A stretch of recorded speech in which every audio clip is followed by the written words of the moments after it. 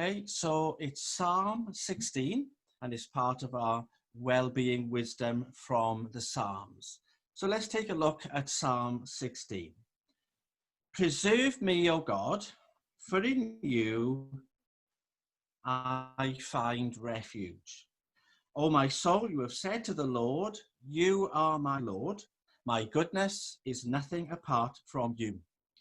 As for the saints who are on the earth, they are the excellent ones, in whom is all my delight. Their sorrows shall be multiplied, who hasten after another God. They drink offerings of blood, I will refuse, nor take up their names on my lips. O Lord, you are the portion of my inheritance and my cup. You maintain my lot. The lines have fallen to me in pleasant places. Yes, I have a good inheritance. I will bless the Lord, who has given me counsel. My heart also instructs me in the night seasons. I have set the Lord always before me, because he is at my right hand. I shall not be moved. Therefore my heart is glad, and my glory rejoices. For you will not leave my soul in Sheol, nor will you allow your Holy One to see corruption. You will show me the path of life, and in your presence is fullness of joy. At your right hand are pleasures forevermore. That's Psalm 16. And as I've said already, this is part of our well-being in the Psalms series. What we've seen so far by looking at the Psalms is Psalm 139. Our well-being can be maintained and preserved when we think about God's knowledge of us, God's intimate, personal knowledge, which is before we were born, the knowledge that shaped us in our mother's womb, and the knowledge that opens each day for us according to his will and purpose. Psalm 139. Then we looked at Psalm 119, and we had the idea of the Bible and how our well-being can be preserved and maintained as we think about and understand our Bibles. We've looked at Psalm 8, do you remember? And we've seen then that well-being is a matter of perspective, and it's the need to put our whole selves into perspective, not just our problems or the challenges or the difficulties, but all of us. We put our whole selves into perspective against the heavens and the earth which God has made. The psalmist says, what is man that you are mindful of him? So our well-being is linked to a sense of perspective. If we get things out of perspective, and if we become bigger than everything else, and if our challenges and our difficulties become the main thing we focus on, then our well-being will decline. What I want us to do this evening then is look at Psalm 16. And Psalm 16 has the idea of pleasure. And for many people, this psalm is understood as a secret psalm of David. What that means then is that David had learned the secret for well-being, and he tells us the secret in this psalm. And that secret is to have pleasure, or to find pleasure in God. Now, remember what we said last weekend about David. David is a refugee. He's in flight, running for his life from King Saul. He's gone into the desert. He's got a group of men around him. Do you remember all that from last weekend? David is very much, if you like, a terrorist. He seems to have gone over to the enemy side.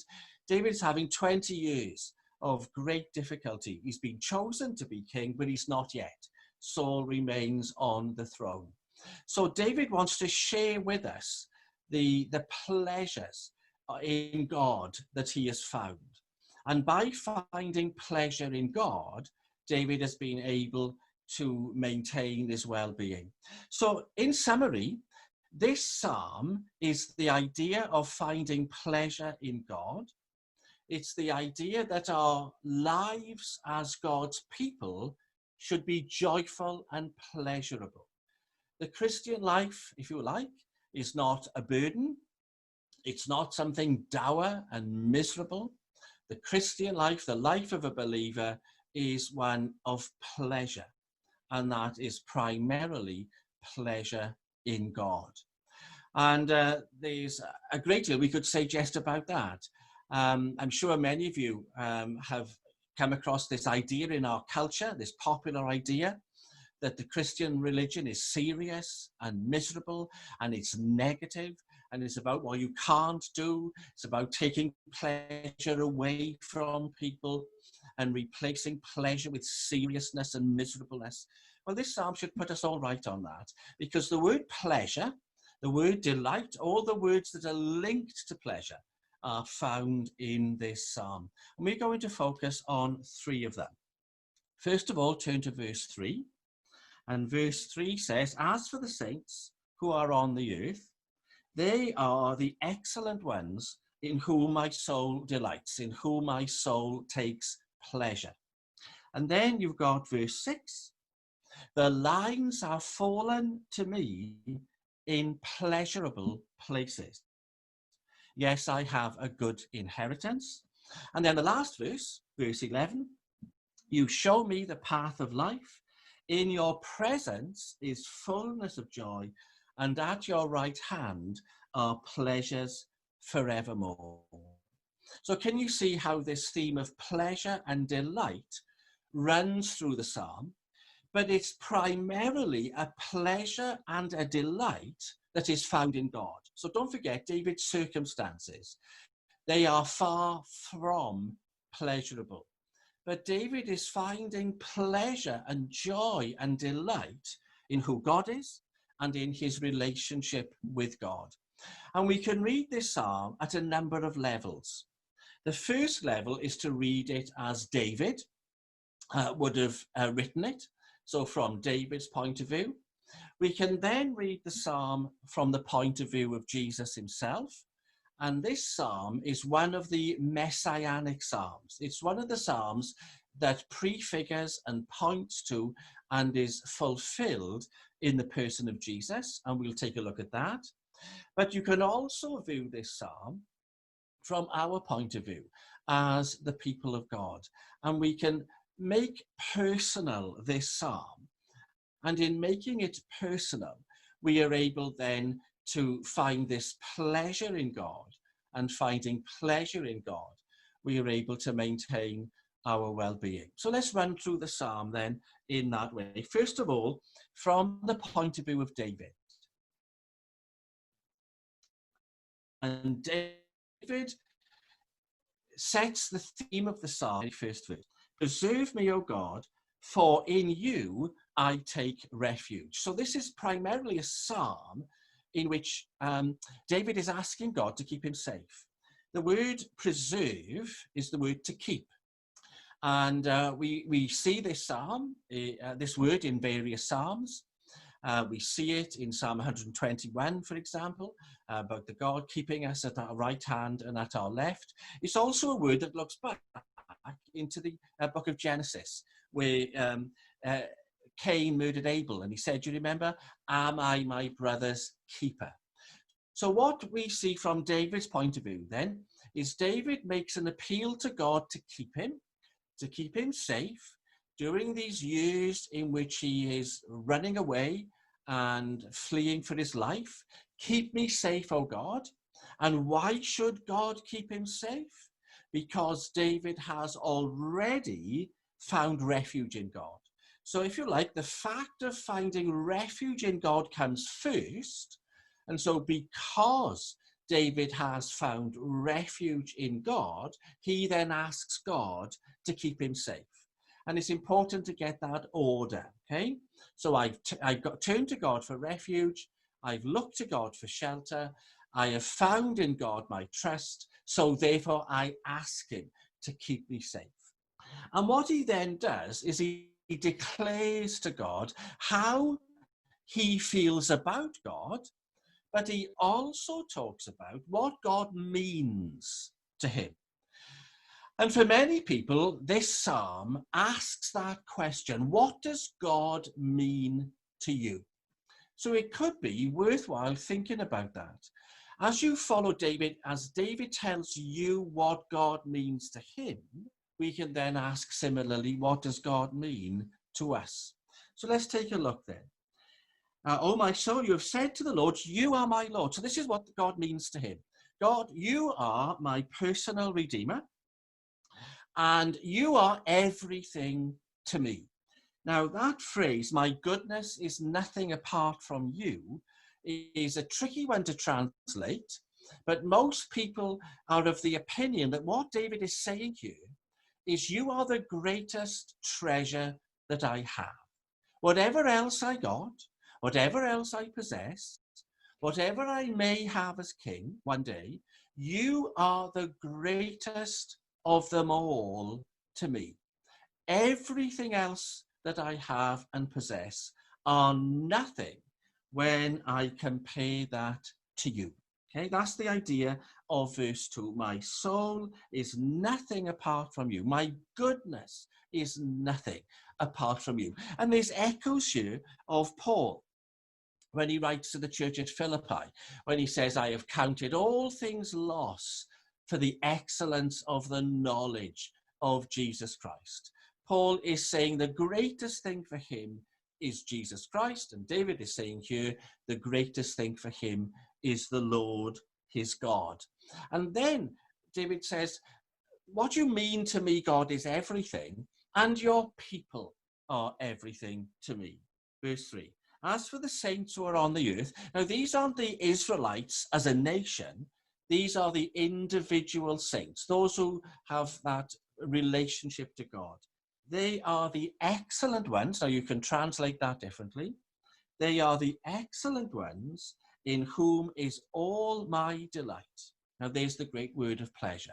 Finding pleasure in the people of God because they are God's. They are God's people. And God is everything to David. Okay, so there's the positive statement of what God means to David. And then verse 4 has got this idea of David saying, I rejoice in God, but as for those who don't like God, they are nothing to me. Those who are against God, those who are opposed to God, those who have set up false gods, I want nothing to do with them. I have no interest in them. Okay, verse 4. Their sorrow shall be multiplied to hasten after other gods. So what you have in verse 4 is this idea of loyalty. So David is saying to God, God, you matter more to me than anything else, and I'm loyal to you. I'm going to be faithful to you. Whatever I go through, whatever happens to me, I remain faithful to you. It's a declaration by David of his intentions towards God. Let's look at the next verse. O Lord, you are the portion of my inheritance and my cup. You maintain my lot. The lines have fallen to me in pleasant places. Yes, I have a good inheritance. Now, if you take a look at verses 5 and 6, David is finding pleasure in God. Okay, so this is Psalm 16. And the wisdom we're looking at in Psalm 16 is the joy and the pleasure to be found in God. So David is saying, God is my greatest treasure. There's nothing I have that I value more.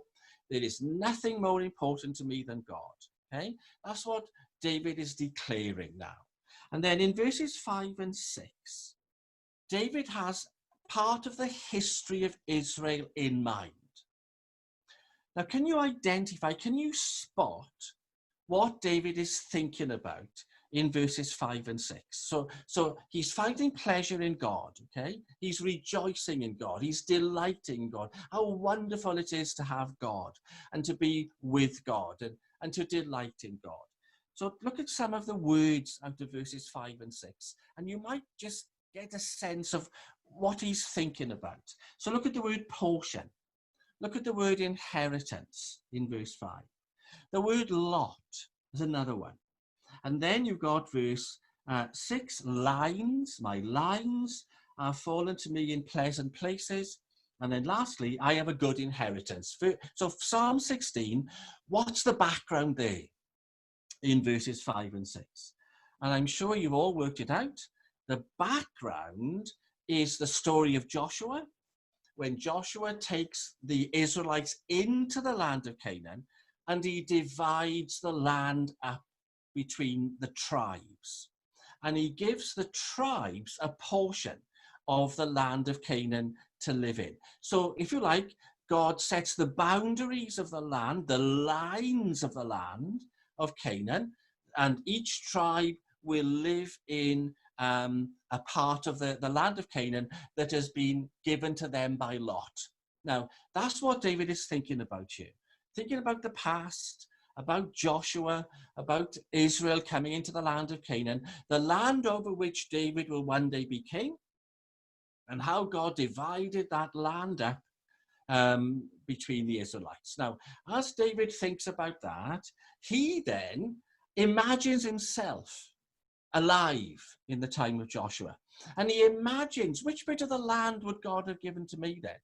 Now, don't go down a rabbit hole now and start thinking about which tribe did David belong to. Oh, well, he would have had that bit of the land. That's to make a mistake. David is imagining how generous God is. He's not concerned about which bit of the land he might have. He's thinking about the generosity of God, how God abounds in what he gives. God isn't mean. God isn't sniping. He's not parsimonious. God is generous and liberal and free and gracious. And David is just saying, God, you've given to me so much. You've given to me everything. You're so generous towards me. You've abounded towards me. You are a God who's free. That's what David is saying here in verses 5 and 6. He's rejoicing in just how much God has given to him. Okay? So against the background of Joshua and the land of Canaan, dividing it up for the tribes, David is saying, God has given me the best. God has given me everything. He's so generous towards me. So he's delighting in God, he's rejoicing in God, the generosity of God, how God means more to him than anything else. And then we get to verses 7 and 8. I will bless the Lord who has given me counsel. My heart also instructs me in the night seasons. I have set the Lord always before me, because he is at my right hand, I shall not be moved. Now, what God means to David at this point is that God instructs him how to live. Remember that David is running for his life from Saul. David has got no permanent place to live. David's life is in danger. And so what God means to David, in the midst of all that's going on for him, what God means to David is that God will show him the right way to go. God will instruct him. God will guide him. God will lead him. God will counsel him. God will give him the wisdom that he needs to be able to make the right decisions. So here God is counselor to David. God is the one who instructs and teaches. And David learns from God. And he learns from God how to live his life. So just think about what we've seen. For David, then, God is the Lord. God is the one in whom he takes refuge. God is the sovereign God. God is his inheritance. These are what David delights in with God. And then let's come to the end of the psalm, verses 9 to 11. My heart is glad and my glory rejoices. My flesh will also rest in hope. For you shall not leave my soul in Sheol. You will not allow your Holy One to see corruption. Now, this is about the future. What does God mean to David? God means to David that David has a future. The present isn't always going to be the case. The present moment isn't all that there is. There is a future. There is a future in which David's soul will be at rest. David won't be living this shadow life forever. David won't be on the run forever. He won't be living in a kind of in-between world, an exile from people, a refugee, a criminal running away. David won't always have this kind of life. He will have a life at the right hand of God, and he will have a future life in which it will be pleasure forevermore. So these closing verses are David's secret understanding of what his future holds. It's not always going to be like this, okay? This is just for now. But there's that future time when he'll be at the right hand of God, the King of Israel, and he'll have pleasures forevermore. So do you see what this psalm means for David? It's a statement that he has turned to God for refuge, and God will keep him. And what does God mean to me? Says David, God means everything to me. God is the greatest thing for me. God is my great treasure. God is my ultimate delight. God is the one who I will bless because he makes me wise. And God is the one who gives me a future. He has a hope. It's not always going to be like this, okay? So David's secret wisdom here is to rejoice in God, to delight in God, to have pleasure in God, no matter what's going on around you. Now, that's the first way in which we can read this psalm. The second way is we can read this psalm from the point of view of Jesus. How would Jesus give this psalm its meaning? And lots of the psalms do that, don't they? They give us an insight into the mind and the experience of Jesus Christ himself here in our world. Well, just read it for yourself, okay? And as you do that, you can see how easily this psalm can be read from the point of view of the experience of Jesus himself. So preserve me, O God, for in you I have placed my trust. Jesus would need God to keep him and preserve him, especially at that moment when he comes to the cross. So towards the end of his life here in our world, Jesus would have taken a psalm like this and addressed it to God and would say to God, I am trusting in you, so you will keep me. You have said, you are my Lord, my goodness is nothing apart from you. And then look at verse 3. As for the saints who are on the earth, they are the excellent ones in whom my soul delights. Jesus delights in the people of God. Jesus takes pleasure in the people of God. And if you think of that, at the moment when Jesus is approaching the cross, he's going to that cross for us. He's going to take our sin upon himself. He's going to die in our place. He's going to bear the wrath of God for our sakes. And yet this psalm tells us he delights in, he finds pleasure in the people of God. So if you and I are God's people, Jesus delights in us and rejoices over us and takes pleasure in us. So why should we take pleasure in him? Because he takes pleasure in us. Okay? That's the idea there. And as you go down through the psalm, I won't go through it verse by verse, you get the idea. So go down through the psalm. Verse 5, you are the portion of my inheritance and my cup. So Jesus would have also thought about the land of Canaan and how it was divided. And he would have thought of his inheritance. So Jesus himself was given an inheritance by God. And that inheritance is yet for the future. And then let's finish from this point of view with verses 9 to 11. Look at them again. And this is a declaration of the belief that Jesus had in his own resurrection, that he would die upon the cross, but God would raise him from the dead. So as Christ goes to the cross, he is confident that God would raise him from the dead, that God would not allow Jesus Christ, following death, to see corruption. And if you just read those verses, you'll see just how much they speak to you about the resurrection of Jesus Christ. So verse 10, you will not leave my soul in Sheol or hell, nor will you allow your Holy One to see corruption.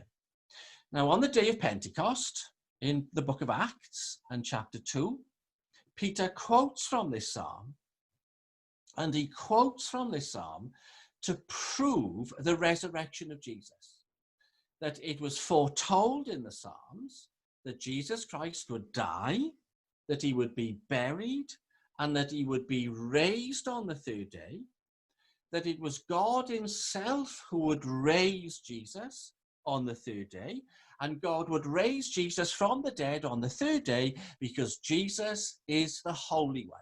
He is the chosen one. He is the Messiah. He is the Savior. And so the resurrection of Jesus is the demonstration to the whole world that Jesus is God's choice. Jesus is God's Son, and Jesus is the one whom God had sent into our world. So keep your finger in Psalm 16 and just move across into the New Testament and to the book of Acts. And if you turn to Acts and chapter 2, you'll see the quote then that we have in Peter's sermon on that day. So Peter, early in the morning then, following the Holy Spirit descending upon this group, stands up and preaches verse 25. David says concerning him, I foresaw the Lord always before my face. He is at my right hand, that I may not be shaken. And then go down to verse 27. For you will not leave my soul in Hades or hell, nor will you allow your Holy One to see corruption. So there's the proof that Psalm 16 gives us in the resurrection of Jesus, raised physically from the dead by the power of God, according to the scriptures, because he is God's Holy One. And so come back to Psalm 16, and we're reading this psalm now from the point of view of Jesus. And so the psalm ends with Jesus at the right hand of God, where there are pleasures for evermore. Verse 11, in your presence is fullness of joy, and at your right hand are pleasures forevermore. So Jesus now in heaven, back in heaven from whence he came, at the right hand of God, and there are pleasures there. At the right hand of God, pleasures forevermore. So we've got one thing left to do. We've read the psalm from the point of view of David. We've read the psalm from the point of view of Jesus. Read the psalm from your own point of view. And don't forget that this psalm speaks to you about the pleasure and the delight you find in God. This psalm asks you, what does God mean to you? Not what does God do for you, because that's a mistake. What does God mean for you? Okay, so I just want to point out one or two things from this psalm as we read it and make it our own. Don't forget, this is a secret psalm. Many people think we should translate this as the golden psalm. It's got golden ideas. So look at the beginning of the psalm, and before you come to verse 1, do you just see the heading there? A Mitcham of David. A Mitcham can be described as a secret or as something that is golden. So here is David's wisdom for us in the midst of all that he's going through.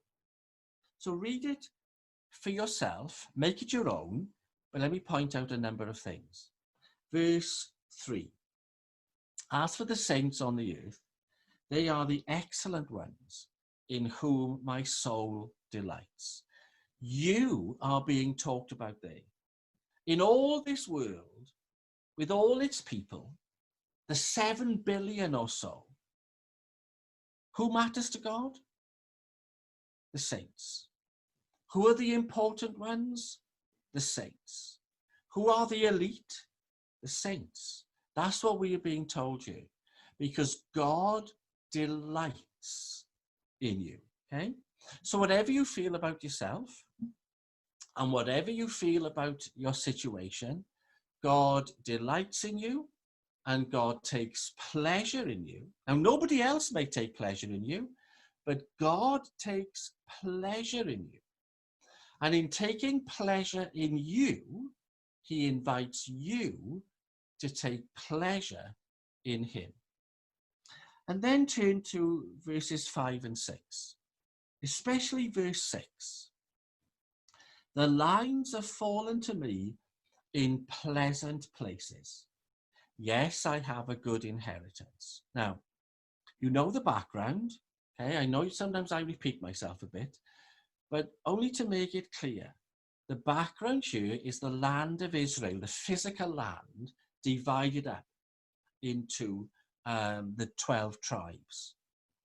Now imagine you were one of the tribes living in one part of the land. Would you look across the land and see where some other tribe was living and wish you could live there? Would you look around the land and think, I'd rather live over there, thanks, up in the mountains? Or I'd rather live down there by the sea? Would you have that feeling that you'd rather be somewhere else? Well, what David understands here is this. My lines, my boundaries have fallen to me in pleasant places.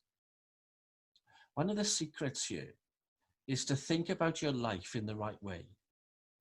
Where your lines are in life, where your boundaries are in life, where you've been placed in life, it's part of the wisdom and the goodness of God.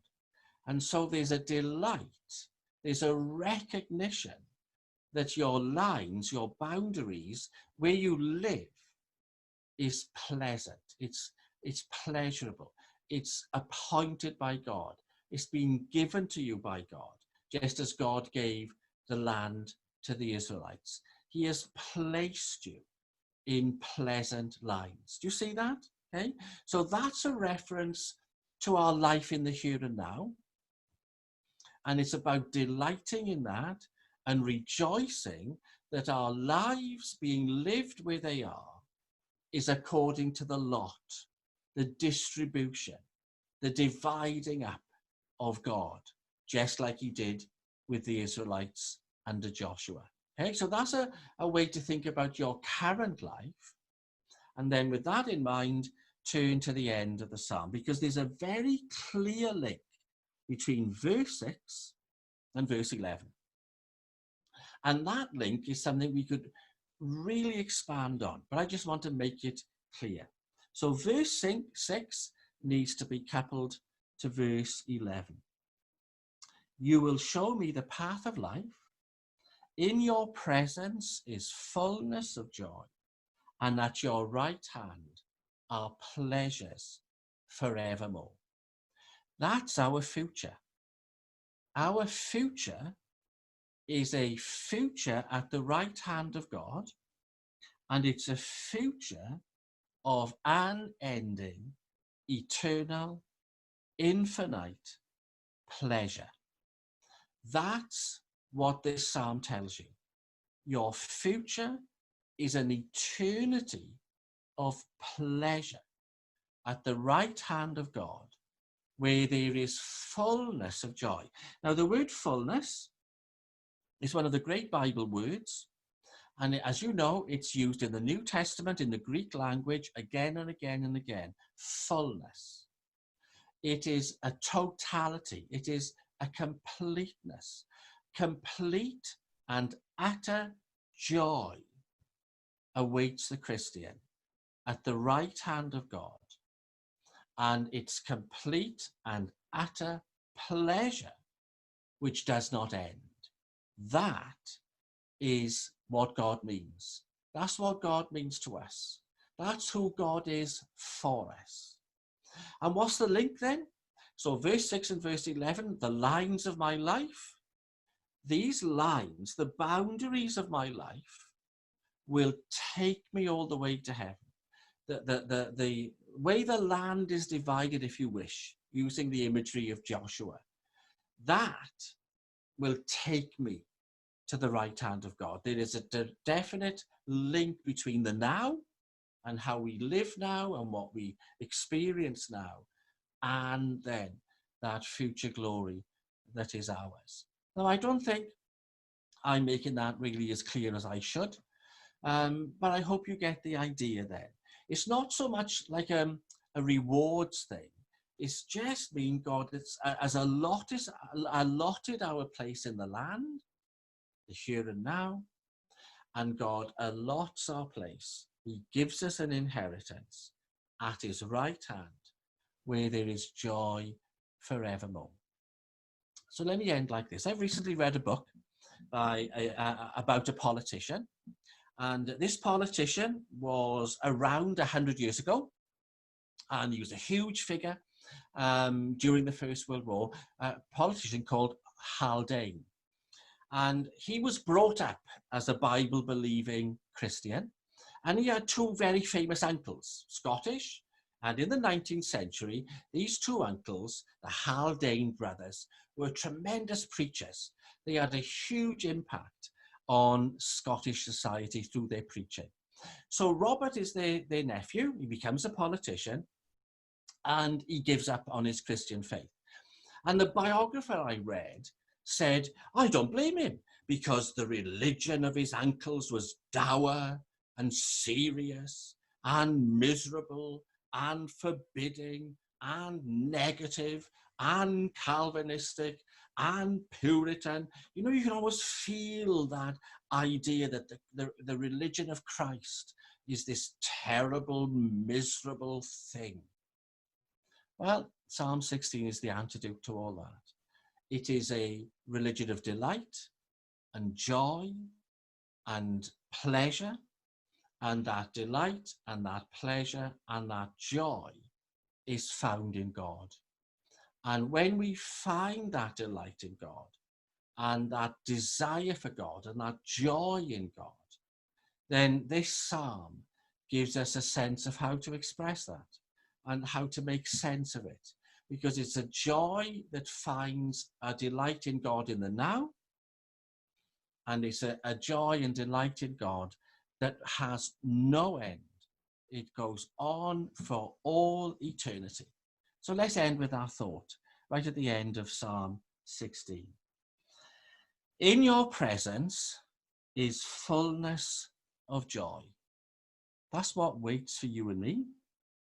And at the right hand of God, where Jesus himself now stands, there are pleasures. However you think of heaven, never forget to think of heaven unless you use the word pleasure. There are pleasures forevermore. So that's Psalm 16, 100 and nothing. Psalm 16.